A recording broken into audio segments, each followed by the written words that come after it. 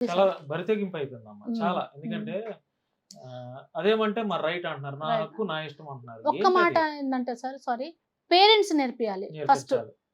ఎలా ఉండాలి ఏంటిస్ అనేది. పేరెంట్స్ అలా ఉంటే హ్మ్. పిల్లలు గూడా అలానే హ్మ్. ఎళ్ళిపోతారు. అది మాత్రం హ్మ్.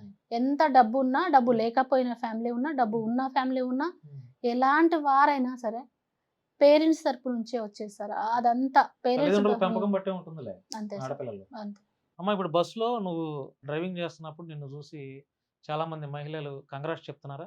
ఆ! చాలా మందే ఫోటోస్ చెప్తారు. దిగుతున్నారా? అక్క ఫోటో నువ్వు ఆ! యూట్యూబ్‌లో వస్తున్నావు. నేను చాలా, ఆ! ఆ! చాలా.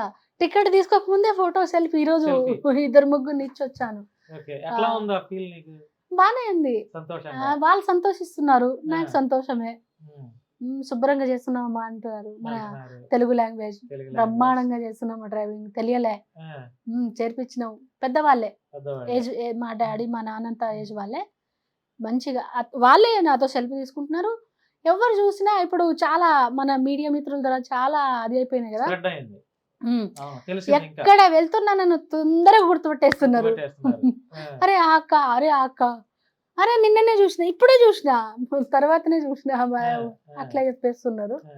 సో, హ్యాపీగా వాళ్ళకి గూడా మంచిగా అంటే సంతోషంగా ఉంది.